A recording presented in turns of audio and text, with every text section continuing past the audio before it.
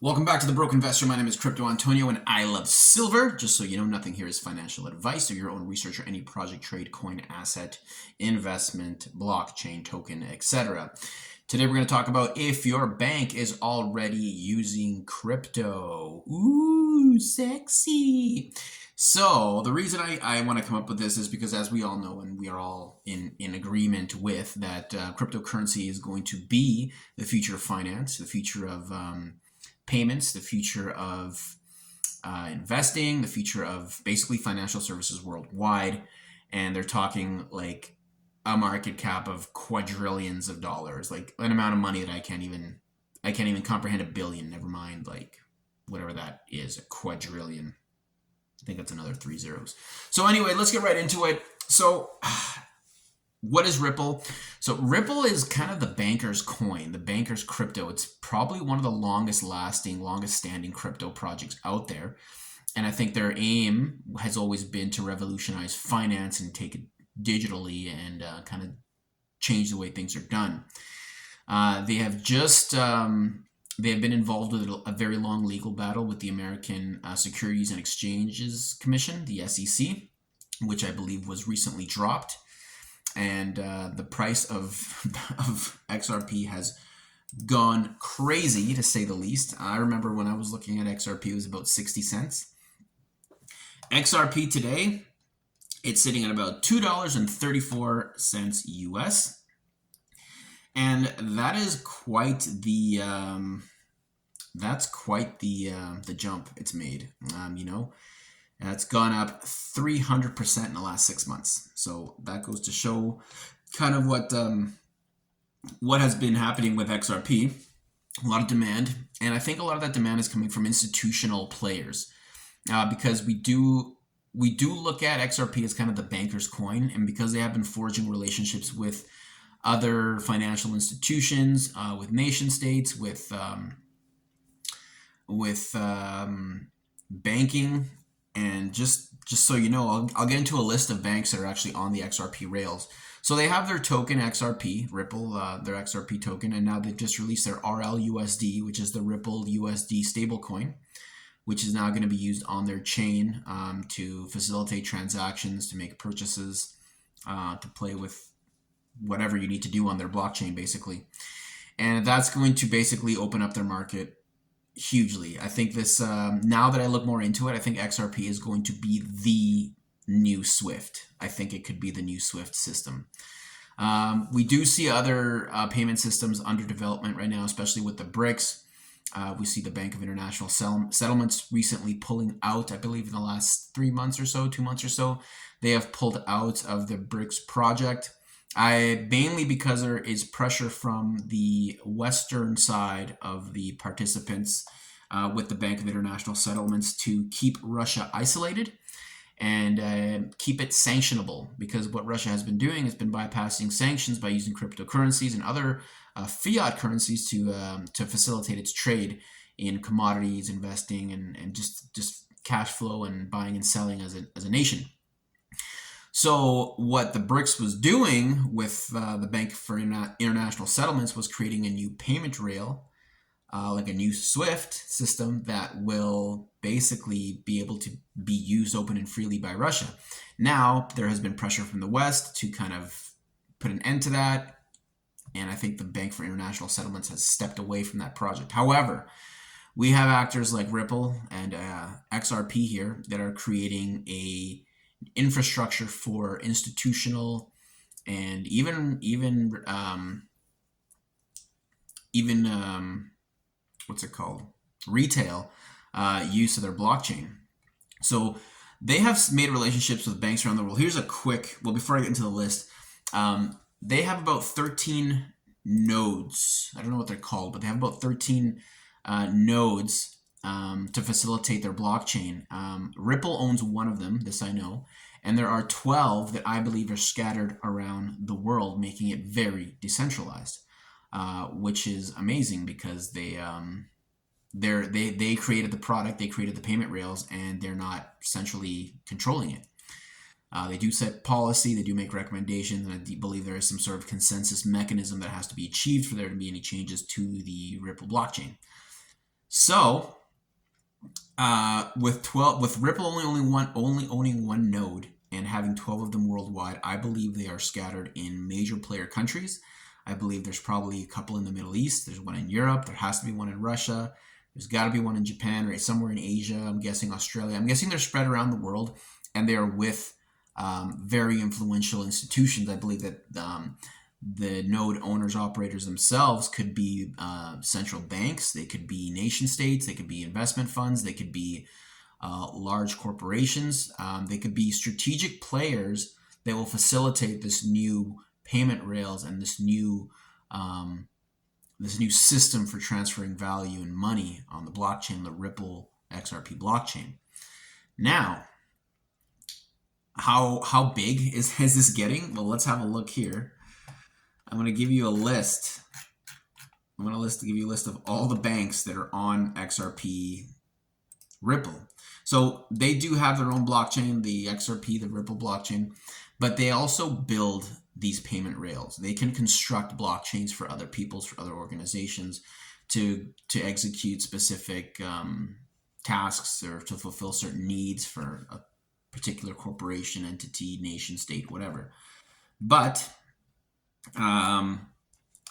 let's see, just a quick notes here. By joining RippleNet, that's what they're called. They have a RippleNet banks. By joining RippleNet, banks, payment providers, exchanges, and corporates can address many commercial use cases, including e-voicing, international supply chain payments, global currency account, real-time cash pooling, international bill pay, real-time remittances, international P2P payments.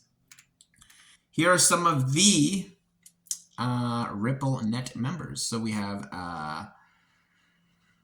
Santander from the US. We have the Canadian Imperial Bank of Commerce, the CIBC. We have the Kotak Mahindra Bank in India. We have Itaú Unibanco in Brazil. We have IndusInd from India. We have Instarem from Singapore, BTEC Brazil, Zip Remit in Canada. We have Lian from China. We have Rack Bank from the United Arab Emirates. We have IFX from the UK.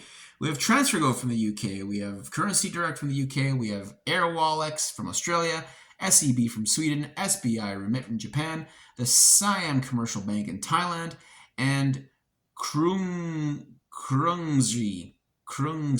in Thailand. Those are just some of the members. So you can see there's a lot of like financially, like I'm not financy, like money type businesses. A lot of them banks, money transfer services. So these are the people that are already on the Ripple, like Canada, US, Brazil. You know, it's looking like some of the biggest, like where some of the biggest money is, and some of the bigger financial institutions in certain parts of the world are being involved. So they literally cover the globe with just the list that I've mentioned. I believe there has to be some onboarding in Africa if we're really going to call it global. That's probably in the work. They have more than 100 financial institutions. They have a full list here. I think that list was just their most known ones. But yeah, they have a list of literally 100 entities participating in this. So if you're with any of those banks, your bank is already on Ripple. They're already using crypto and blockchain. And how does that affect you as a bank user? Frankly, I don't know. I don't know yet. I think it's going to have to do something with the banks. I think this is the way for the banks to stay afloat. Because as we talked earlier, the banking system is in trouble. Cutting interest rates in the West is not a good thing. It means things are not as stable as they once were. And I think banks are realizing that they have to start providing these blockchain type services to their customer base in order to stay relevant. Because as we know, banks can't be trusted.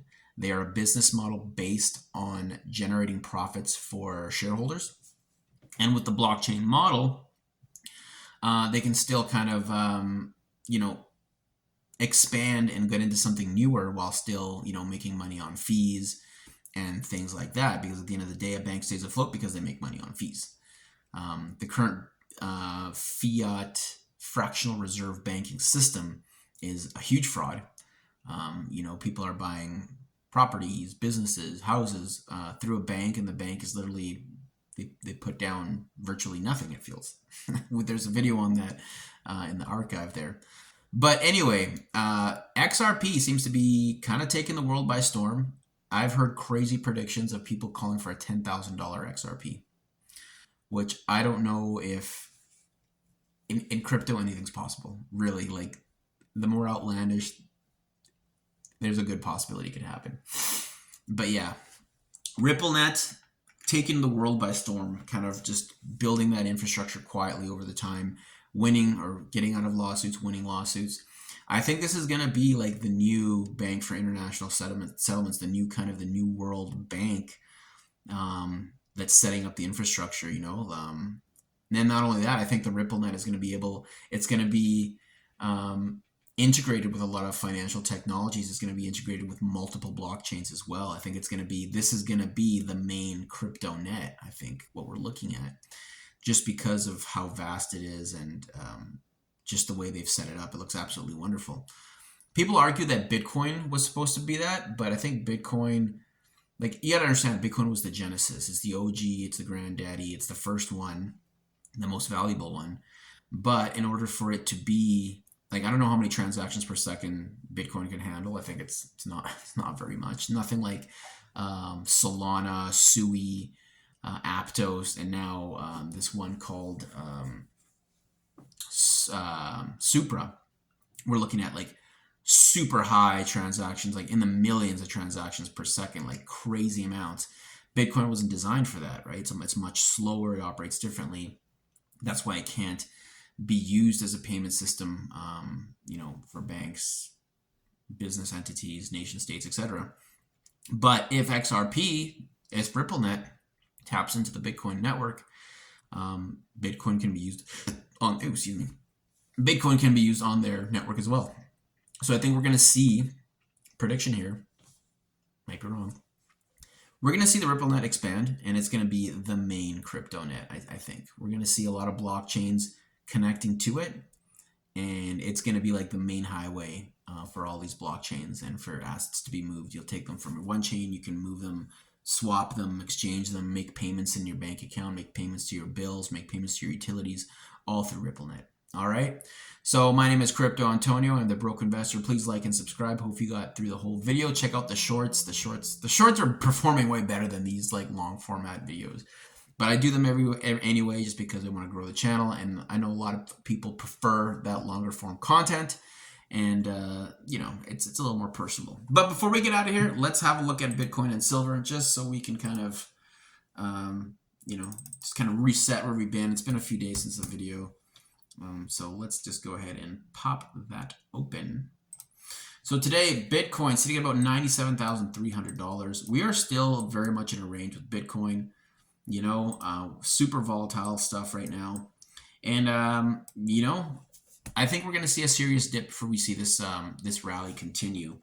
Then again, you know, anything's possible. We have a lot of people calling for the top is already in.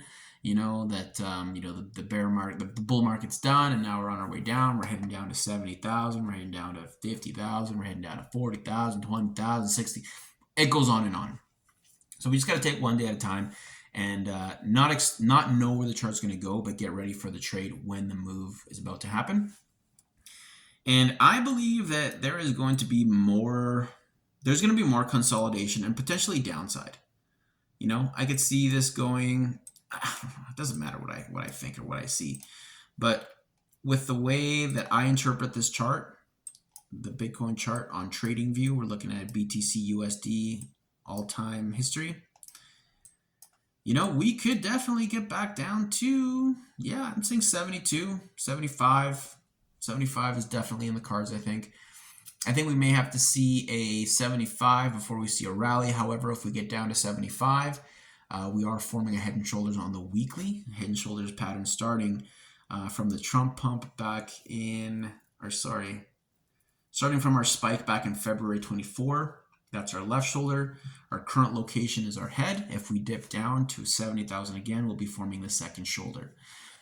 So every time you look at Bitcoin charts, they're going to go up, they're going to go down, right? So I think consolidation is going to happen. The market's going to digest these moves. and then we'll probably have another push. I don't know. I really don't know. I'm out of the market personally right now.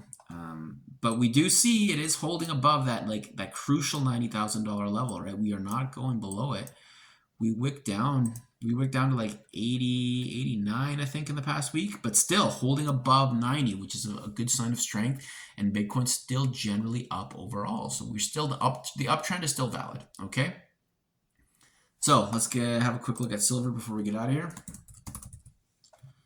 Silver. So silver again. Wow, what a spike. Going from $28, currently sitting at about $32.02. That's since December 27th. That is a rally for silver. That is an absolute rally.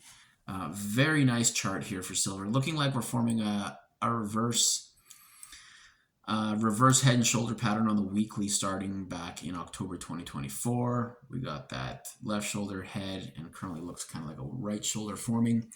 This could, like I say, I'm bullish on silver. I could see this continuing to pump with just all the industrial demand, the weakness of the dollar, the fiat printing. This is just going to continue to expand. And for me, like, that's a great long-term play. Like, I would lock, if I had enough money to not give a, if I had money that I just needed to put away, I don't think I'd be locking it up in real estate. I don't think I'd be locking it up in these other long-term plays like treasuries. I think I'd be holding precious metals just because where the dollar is and where we are in the economic cycle. I think a lot of money is flowing into metals because of the fear of banks and real estate, whatever. Not to say that I would not continue to, put into real estate, but definitely not everything. There's guys out there, their entire net worth is tied up in real estate, and cool, everyone does their own thing, but at the end of the day, diversification is probably a good thing to consider. And for me, those are, of course, you got your Bitcoin, you got your gold, you got your silver, XRP, some real estate for sure. I don't really do real estate here. It's not my forte. But also I'd be probably have a little, so I'd have the most in Bitcoin, right? The next amount probably in gold, maybe gold, silver, right? And then real estate, stocks, and then like bonds, treasuries, like biggest amount and then down the smallest amount. Of course, you rebalance your portfolio depending on things that are happening and information that comes out. So let's go back to silver. Sorry, I go off on these tangents so bad. Sorry. So silver, we are really in a nice position here with silver. $32. What's the all-time high for silver? Let's have a look. I believe it's about $50 US. Let's see here. Let's see. $50. Let's go to the monthly chart on silver. Long chart for silver. A lot of data there. So yeah, the all-time high for silver is, it's about $50. About 50, 51, $50 US. And if you look at the 12-month chart on silver, because you got to understand, silver's been around since the dawn of time. Like this silver chart goes back to, like, it's clear back to January 1963, and the data gets choppy and it goes back to 1902. Right? So if you're looking on the 12-month chart on silver on TradingView, silver US dollars per ounce, you see that it's trying to break its current, like it's an ascending triangle. Like it's trying to like break above a specific point. And we are kind of in that zone right now between 32 and $50. Like that's where it's trying to break through, and it looks strong. It doesn't look weak, and I think this year we could see predictions. Let's just say $35 to $40 silver this year. We'll see, maybe. I'd like to see that. So yeah, silver looking strong. Keep stacking. Keep buying it. It's a great metal, holds a lot of value. I'm ranting now, so this has been a 20-minute video. Thank you so much. Thank you for joining me. We'll catch you again. I'm Crypto Antonio, the Broken Investor.